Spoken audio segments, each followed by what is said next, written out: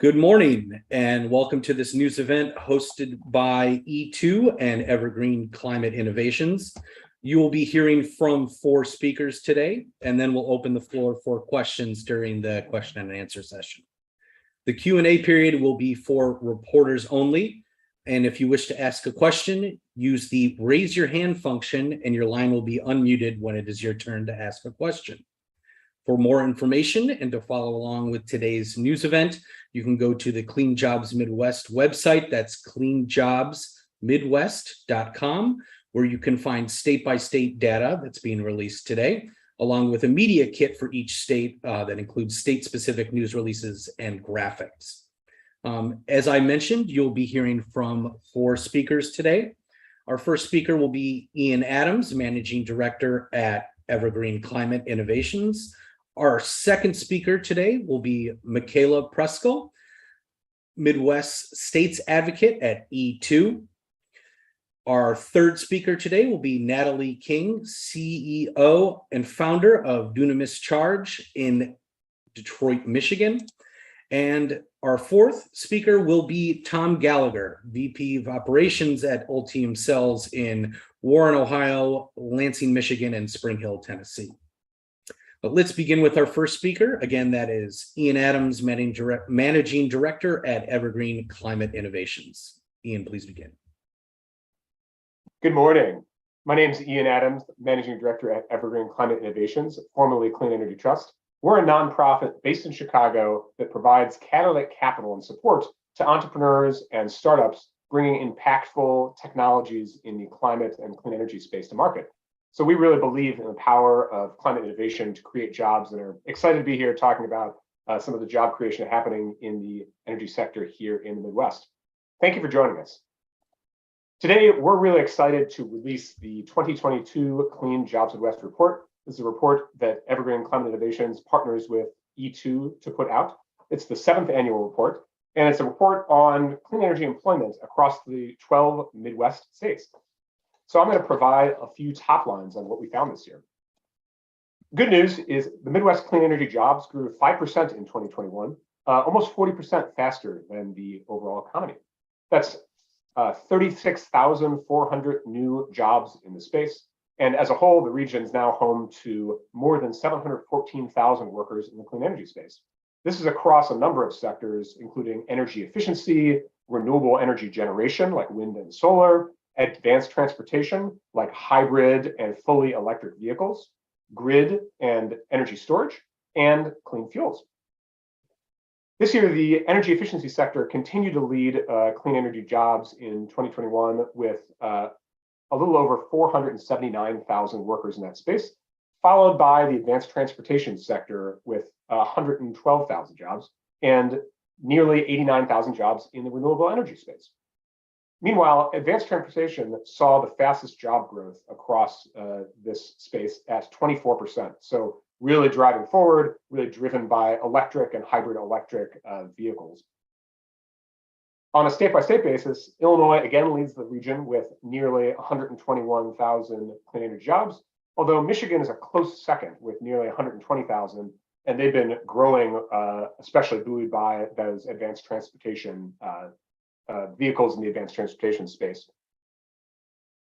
So from wind and solar energy to electric vehicles and beyond, the Midwest really stands to benefit from these growing sectors.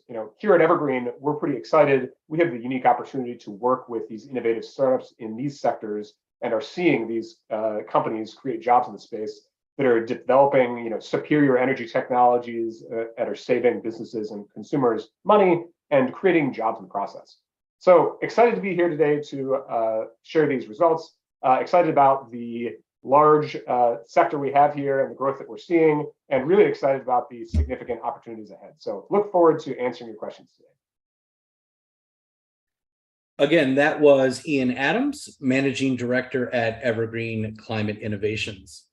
Let's proceed with our second speaker today. That is Michaela Preskill, Midwest States Advocate at E2.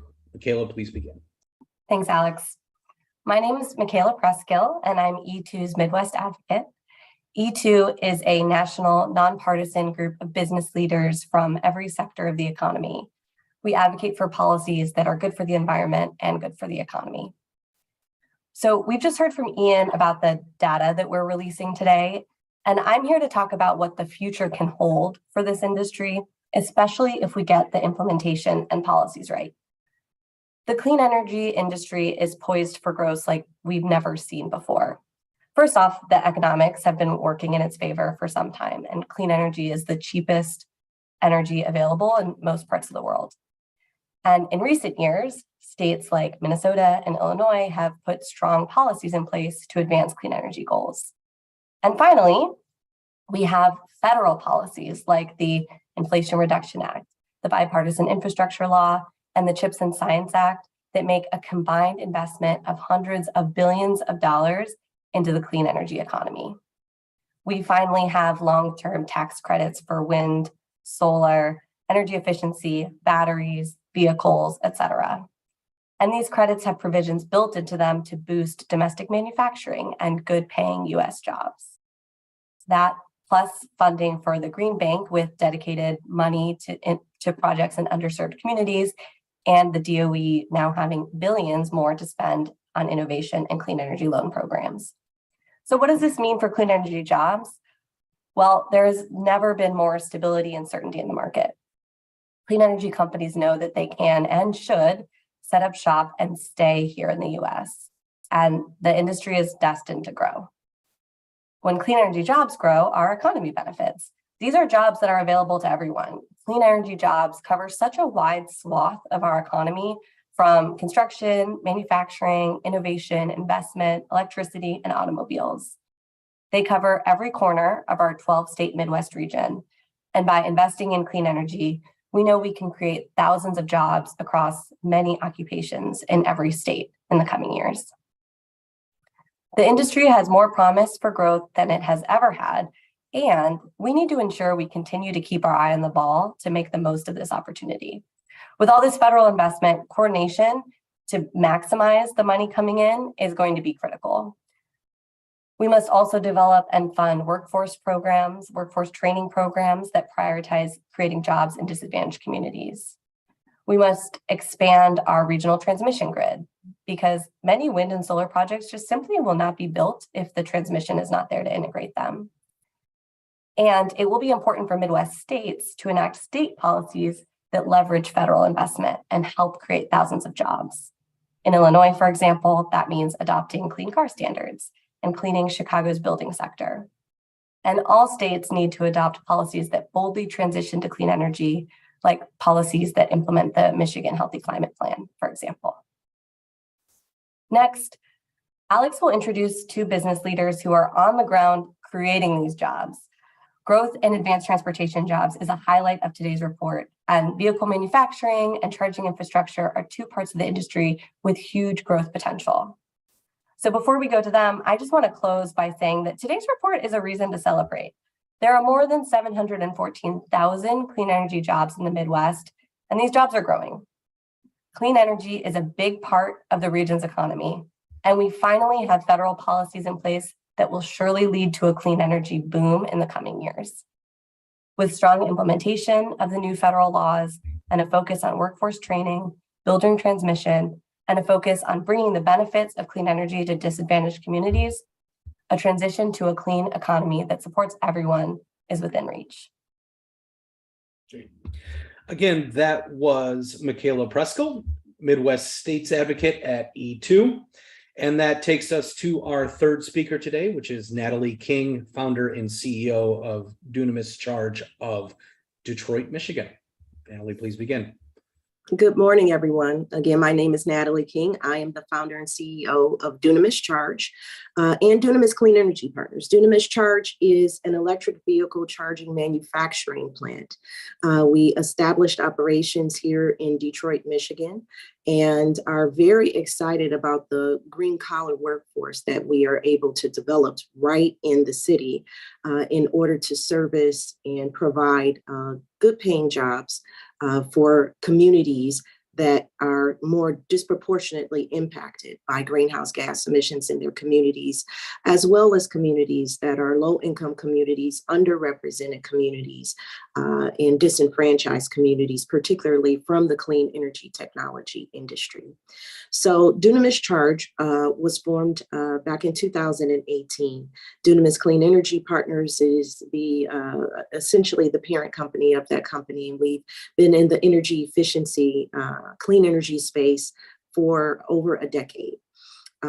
It was really a matriculation of growth into the clean energy sector with respect to electric vehicles, as we saw the industry expanding and knew that we had the ability to not only produce a best-in-class product for electric vehicle charging stations right here in the state of Michigan and in the city of Detroit particularly. We thought that it would be no better place to establish an electric vehicle charging manufacturing company in the city that put the world on wheels. And so we wanted to tap into a workforce that we knew was skilled and experienced in creating the best in the automotive industry.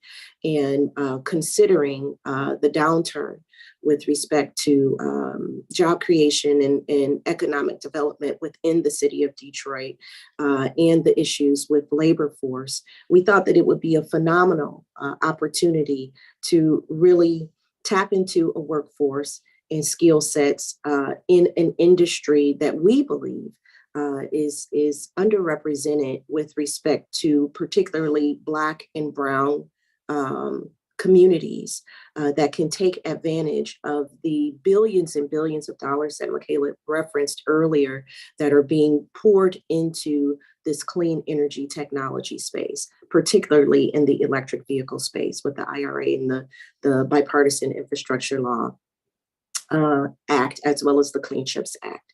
And so what we're doing, we're hiring directly from the community using partnerships, using public-private partnerships. We're partnering with local community colleges, nonprofit organizations, faith-based organizations in order to identify and train workforce from the surrounding communities, particularly those that have had disproportionate impacts with greenhouse gas emissions, so that we can take a holistic model, create high-paying green-collar jobs at our plant located on the east side of Detroit, Michigan, and bring them in not just for job creation, but career creation in this clean energy technology space.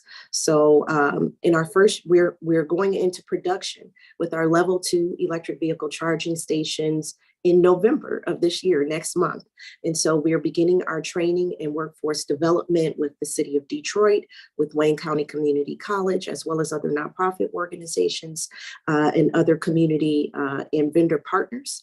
And from there, we'll be hiring at least 50 people in our first year of operations. By 2025, we'll have a workforce of over 150 to 175 people by the end of 2025, and looking to expand even beyond that as we continue to grow in the EV infrastructure space. So we're very excited about the opportunity that clean energy technology is bringing, not just with respect to assisting with the important aspects of climate change and reducing greenhouse gas emissions, but also using this as an economic tool for job creation and career creation, particularly in communities that wouldn't otherwise be exposed to this technology. So thank you so much, and I'm looking forward to answering any questions you may have. Thank you. Again, that was Natalie King, CEO and founder of Dunamis Charge of Detroit, Michigan. That takes us to our fourth and final speaker today. That is Tom Gallagher, VP Operations at Ultium Cells. Tom? Yes. Well, good morning. And again, great to talk with everyone today. My name is Tom Gallagher, Vice President of Operations for Ultium Cells. So Ultium Cells is a joint venture manufacturing business, manufacturing automotive battery cells for one of our key partners, which is General Motors. And we're the joint venture business was formed in a creation of this new business in 1999, or excuse me, in 2019, excuse me, through the vision and the collaboration between LG Energy Solution and General Motors. So we're excited about the experience and capability of those partners coming together, the significant investment in the job creation. So a little specifics around the business. So we are a business that is operating in 3 different states. In the Midwest, we are creating significant job creation of more than 3,000 jobs. Our investment across the 3 locations will be more than $8 billion. And so we're excited about the impacts we're having in the communities we operate. So specifically in the Midwest and Warren, Ohio, we're at the early phases of our launch process for cell manufacturing and delivering cells to our customer, General Motors. And so the exciting piece around that is the job and career creation that it represents. So much like Natalie described, it's great to be in a community with tremendous partnerships, both at a state level, local level, but just really at the community level, we've been able to partner with community organizations, faith-based organizations, and others to create outreach to underrepresented parts of the community, to provide exposure to what our business represents from job and career creation, but also give a pathway forward for where they can enter into this new space and what it represents and grow within our business. So we're excited about those connections and opportunities and what they represent, and the partners that allow the workforce to enter into our space, grow personally and professionally, and see opportunities to advance themselves and their families with this new business. These are quite different manufacturing jobs than you might think of in the automotive sector. So we have some unique aspects, high technology. So in addition to being a technology, in addition to being an EV space where we're really focused on green jobs, it's also a technology space. So the high use of technology and exposure to automation is really a tremendous opportunity. And it really provides, by the tools that we use, a great equalizer from an inclusion perspective, because that way people can be, there's a job that everyone can be successful at, perform. Many things are very intuitive. And so the technology and the ergonomics really equalize the ability for everyone to be successful in the workplace. So we're excited about what that represents and are taking the model we've started with in Ohio, moving that to Tennessee, and then later into Lansing. So we employ more than 1,000 people today and our journey for launching.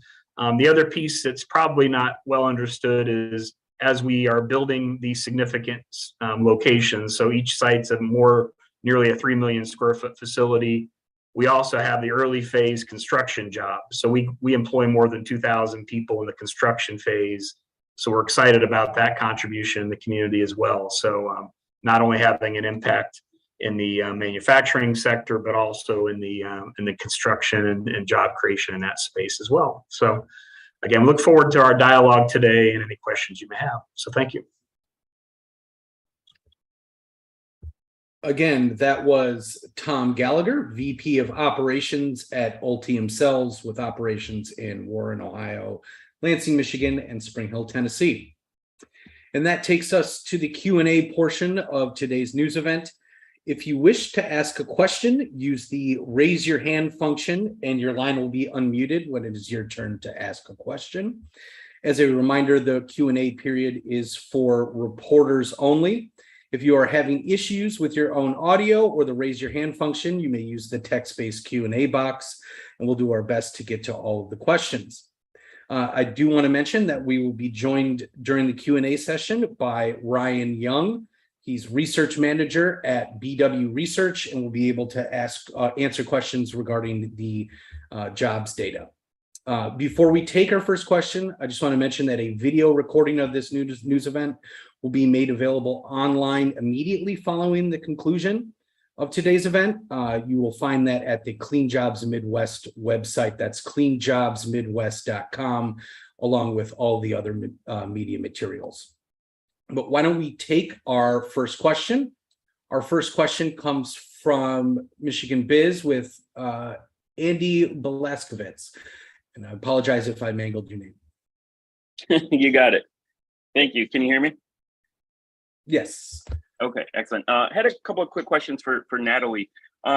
First off, what's sort of your outlook based on the recent activity here in Michigan with the battery manufacturing projects that have been announced? How do you anticipate this potentially affecting your business and the need for charging infrastructure?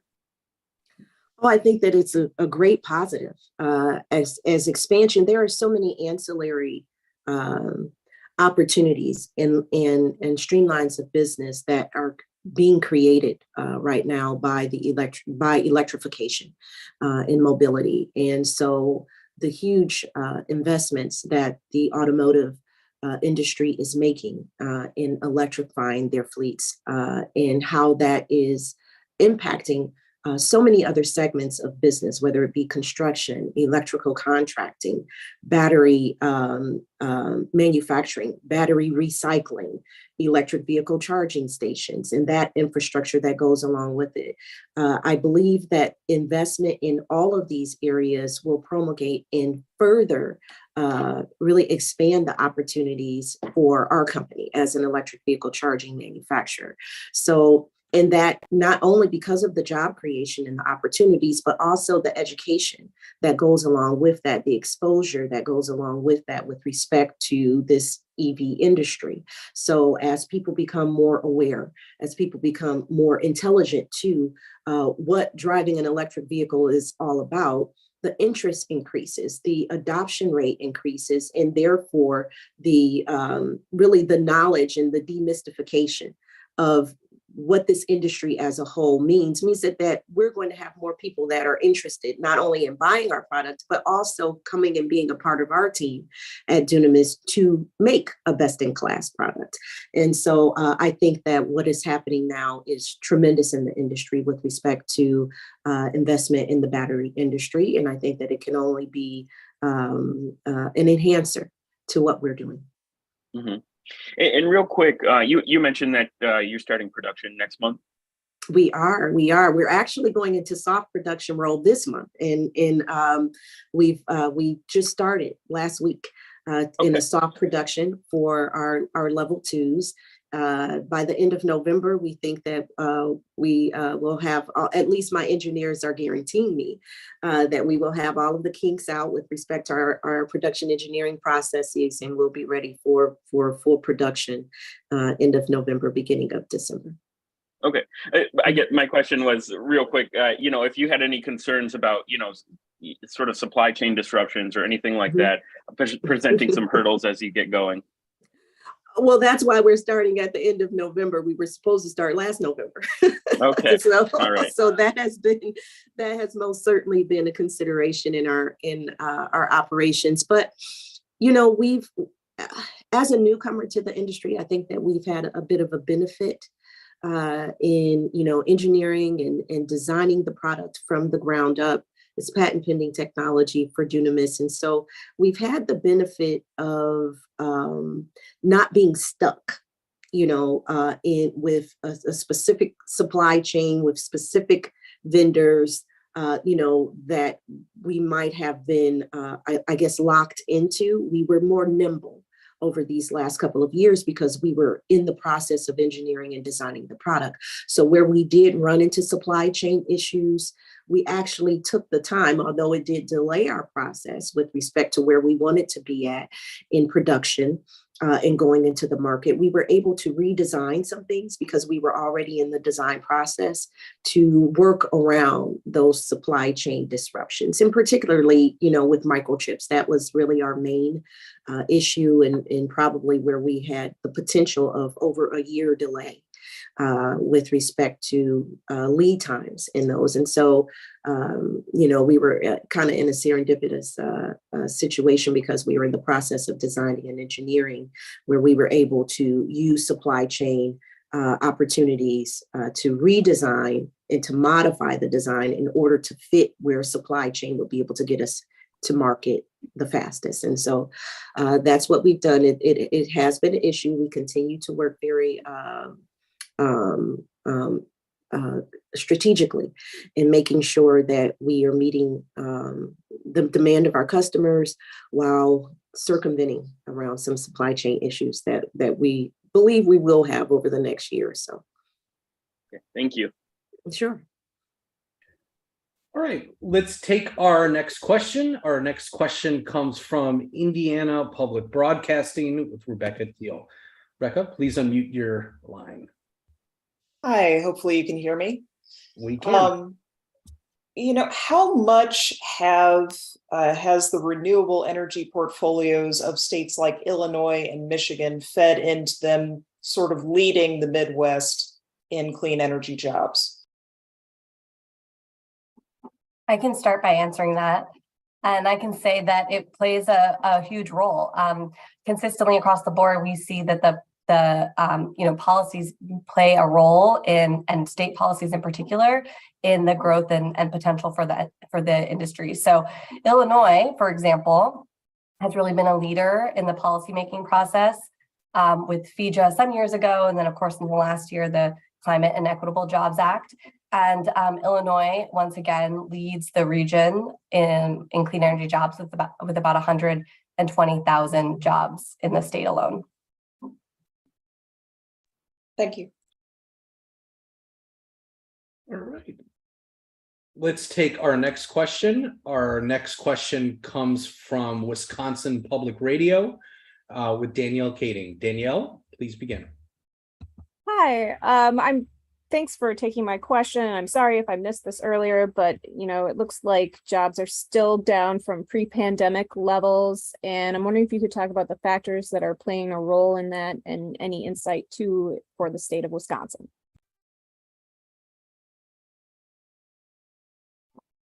Well, I can start by just saying that, yeah, you're right. Across the region, jobs are about 55% back. That being said, in most states throughout the region, the clean energy industry is growing faster than overall job growth. And so the region as a whole is recovering clean energy is recovering about 30% faster than the recovery with the rest of the economy and jobs. I can pause there and see if there's other insights in particular on Wisconsin. I would also mention that this is Q4 data from 2021. The overall economy was still below pre-pandemic levels then as well. So,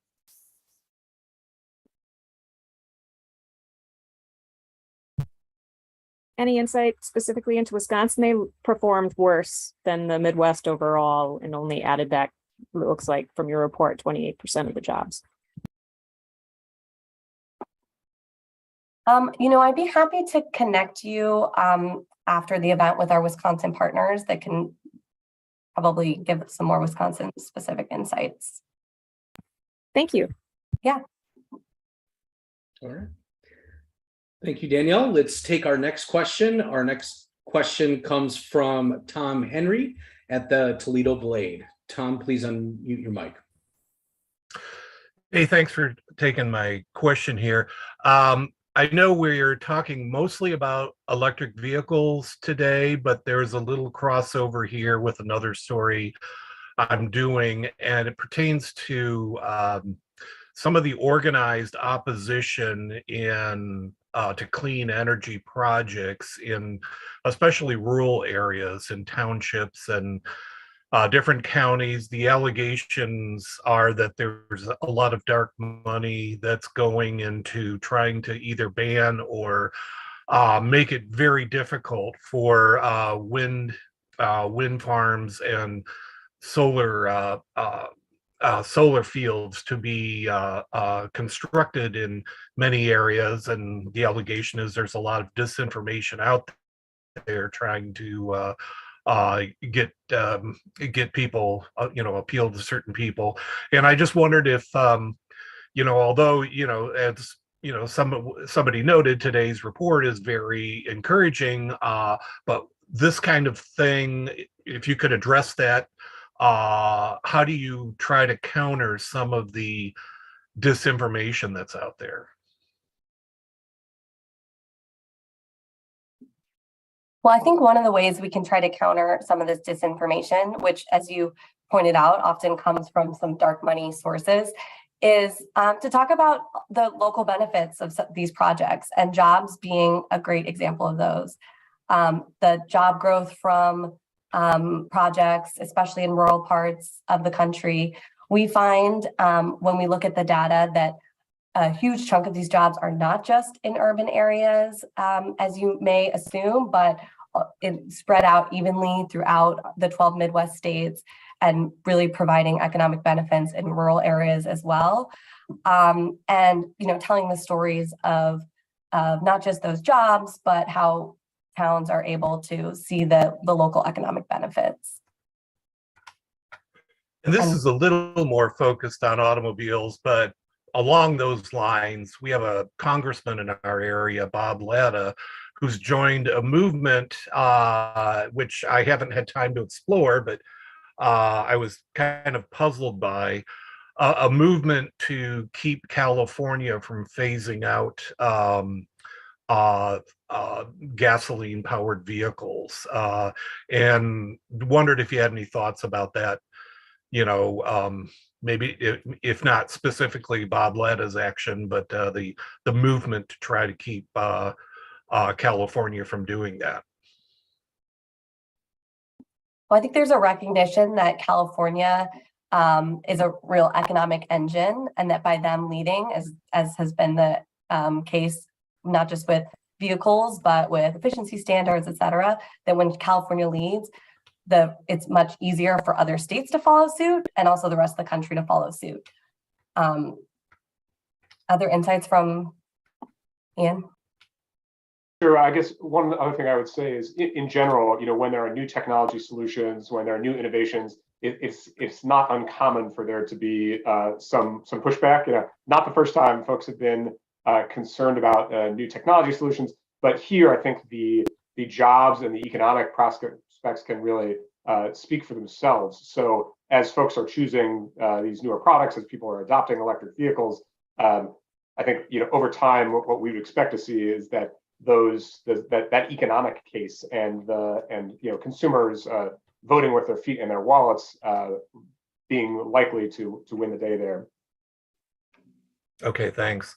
And I don't know if I have time, but if I may, if there's any general comments you have, since we're so close now, about what's at stake with these midterm elections for clean energy. Again, you're very, very pleased with the way things are going right now, as this report suggests, but how could a sudden shift in Congress throw a wrench in some of the plans you have here? I'm not sure we can answer that in the capacity of this event. Okay. But thanks for the question. All right, we want to make sure that reporters on the line have a chance to pose their questions while we have all of our speakers here today. If you wish to ask a question, use the raise your hand function and your line will be unmuted when it is your turn to ask a question. And as a reminder, the Q&A period is for reporters only.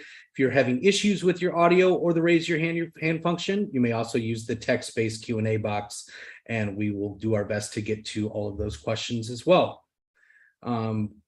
We also want to make sure you know where to find more information following today's news conference, to connect with any of the speakers that you've heard from today, or to get more info. You can contact Alex Frank, myself, at 703-276-3264. Again, Alex Frank at 703-276-3264. I'll also be dropping my email here in the chat box here shortly. Why don't we take our next question? Our next question comes from Melissa at the Illinois Business Journal. Melissa, please unmute yourself.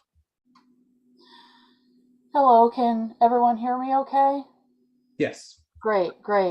My question kind of jumped off what was previously just immediately talked about.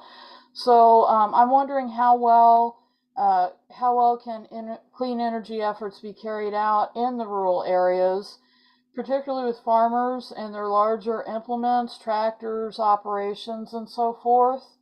What are the challenges there and how are they being addressed?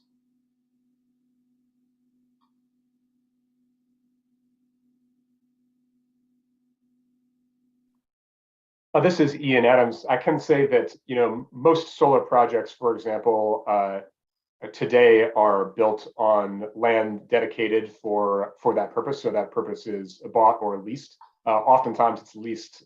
Many times that's from farmers or other folks living there. So giving them a revenue stream that can supplement their agricultural income. There are, in some parts of the world, there are some projects that are referred to as agrivoltaics, which involves building solar panels and also some type of crops, although typically not crops that use tractors and combine equipment, things like blueberries and lettuce, which can actually benefit from the shade. That's not that's not a solution that's at scale here in the United States, but exists in other parts of the world.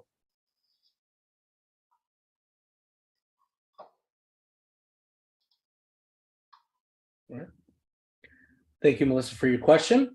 We do have one additional question from anonymous attendee. For the advanced transportation jobs, are these net new jobs, or are these people working on ICE transitioning to EV captured as well? Ryan, that may be a question for you. Yeah, so that would be both, right? This jobs data comes from the United States Energy and Employment Report, where we surveyed thousands of employers in the United States, and it includes gasoline and diesel as well. So we're seeing growth in alternative transportation, but we're also seeing growth in gas and diesel. So when we're asking employers about their employees, it would involve both. It would involve new EV or other technology and other advanced transportation employment, and it would also involve anyone that's transitioning over from gas and diesel. Thank you, Ryan. Well, it looks like we don't have any additional questions today. We want to make sure you know where to get more information following today's news conference. To connect with any of the speakers you have heard from today, or to get more information, you can contact me. That's Alex Frank at 703-276-3264. Or email address is afrank@hastingsgroup.com. That email address and phone number is also included in the chat, as well as on the news release, which should be in your inbox as well. I want to remind everyone that a recording of this news event will be made available immediately following the conclusion, along with all the other related media materials that will be found at the Clean Jobs Midwest website. That's cleanjobsmidwest.com. I want to thank all of our speakers today, and as well as all of our attendees. Thank you very much for joining. My mistake. I see that we have one additional question. Why don't we take that before we close? That question comes from Melissa Crockett-Mesk at Illinois Business Journal. Is there farm implements and equipment that have capacity to run on electric/battery technology?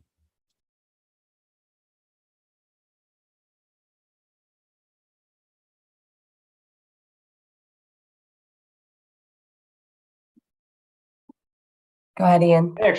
I don't actually know the answer to that, but really happy to follow up with you on that. What we're seeing on a number of segments is that these segments are just starting to electrify oftentimes. So smaller residential or smaller consumer vehicles have started, and so I would guess if not, they will be in short order, but we have to follow up with you on the specifics. Thank you, Ian and Melissa, for the question. Again, I just wanted to thank all of our speakers for joining us today, as well as all of you attendees. Again, this news event was hosted by E2 and Evergreen Climate Innovations. And that looks like that concludes today's news event. Thank you very much.